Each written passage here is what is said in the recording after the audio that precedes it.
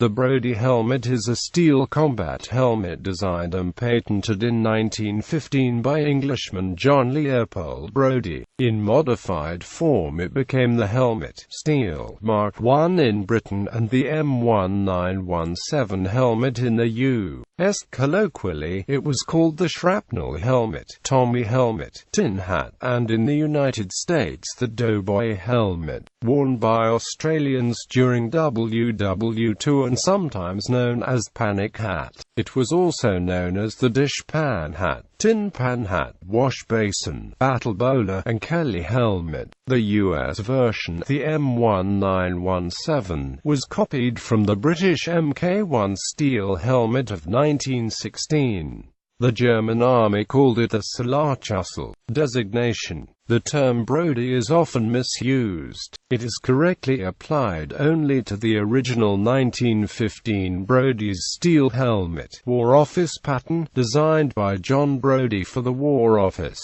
The Brodie helmet was modified to become the helmet steel Mk in 1916. Background: at the outbreak of World War I, none of the combatants provided steel helmets to the troops. Soldiers of most nations went into battle wearing cloth, felt, or leather headgear that offered no protection from modern weapons. The huge number of lethal head wounds that modern artillery weapons inflicted upon the French army led them to introduce the first modern steel helmets in the summer of 1915.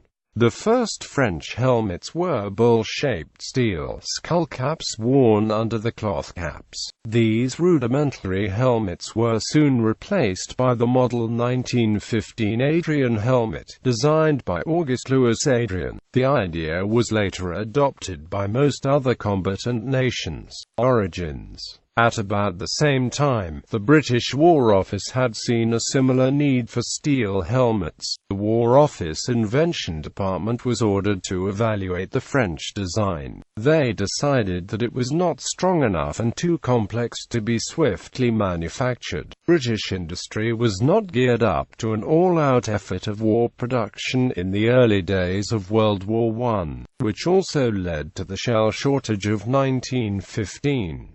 A design patented in 1915 by John L. Brodie of London offered advantages over the French design. It was constructed in one piece that could be pressed from a single thick sheet of steel, giving it added strength. Brodie's design resembled the medieval infantry cattle hat at Chapel de Fer, unlike the German-style helm, which resembled the medieval sallet. The Brodie had a shallow circular crown with a wide brim around the edge, a leather liner and a leather chin strap. The helmet's soup bowl shape was designed to protect the wearer's head and shoulders from shrapnel shell projectiles bursting from above the trenches. The design allowed the use of relatively thick steel that could be formed in a single pressing while maintaining the helmet's thickness. This made it more resistant to projectiles, but it offered less protection to the lower head and neck than other helmets. The original design was made of mild steel with a brim 1.5 to 2 inches wide. The Type A was in production for just a few weeks before the specification was changed and the Type B was introduced in October 1915.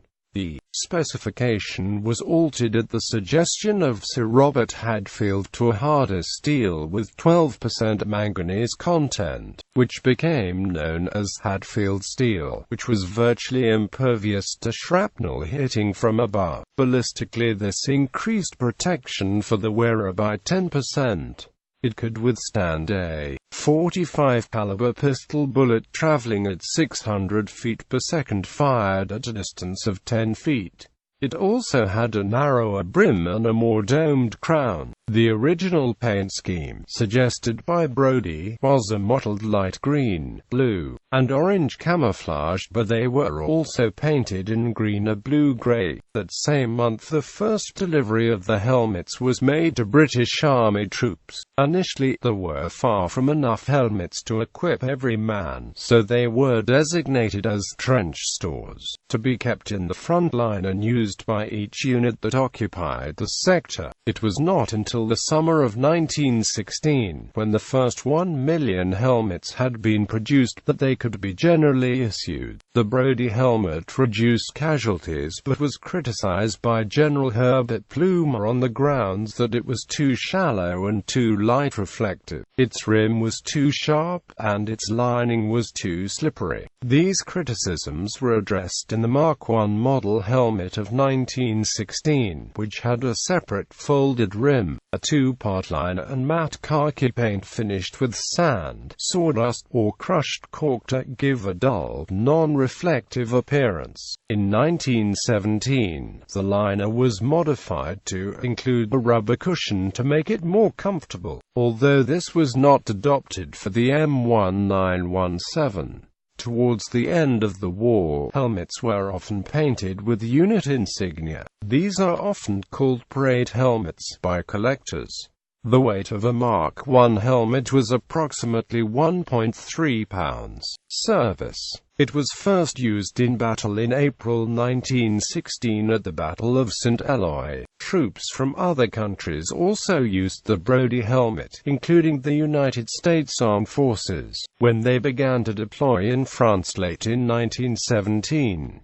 The United States government initially purchased them 400,000 helmets from Britain. From January 1918, the U.S. Army began to use helmets manufactured in the U.S., and these helmets were designated M1917. The steel helmet was known to the troops as a tin hat, or, for the officers, a battle bowler. By the end of the war, some 7.5 million Brodie helmets had been produced, including 1.5 million M1917 helmets, for use by American forces. Current safety concerns. In May 2014, the UK's Health and Safety Executive, in consultation with the Imperial War Museum, advised that World War I-era helmets were not safe to handle owing to the likelihood of them containing asbestos. It advised that schools should not allow pupils to handle such artifacts, but should instead ensure that the objects were either safely disposed of, have the asbestos removed from the object, or safely display the object. Post-World War I. From 1936, the Mark I Brodie helmet was fitted with an improved liner and an elasticated webbing chin strap. This final variant served until late 1940, when it was superseded by the slightly modified Mk2, which served the British and Commonwealth forces throughout World War II. Several Commonwealth nations, such as Australia, New Zealand, Canada, and South Africa, produced local versions of the Mk2, which can be distinguished from those made in Britain. During this period, the helmet was also used by the police, the fire brigade and ARP wardens in Britain. The helmets for the ARP wardens came in two principal variants, black with a white W for wardens and white with a black W for chief wardens. However, numerous different patterns were used. A civilian pattern was also available for private purchase, known as the Zuckerman helmet, which was a little deeper but made from ordinary mild steel. In 1944, the British replaced it with a significantly modified design, known as the Mk3 Turtle helmet. The U.S. Army used the basic Brodie patterned M1917 helmet until 1942 with some modifications, which included a totally new liner and canvas chin strap. It was finally superseded by the M1 helmet in 1942 and passed down to civil defense. The helmet was the inspiration for the name of the memorable Order of Tin Hats, a brotherhood of ex-frontline soldiers founded in 1927 by Charles Evenden. Present-day, Brodie helmets are still being used, most notably until recently, by the Israeli Civil Defense Forces. Some live-action role-players use Brodie helmets as substitute medieval chapeau de fur. The Brodie helmet resembles its medieval original enough to be an acceptable substitute.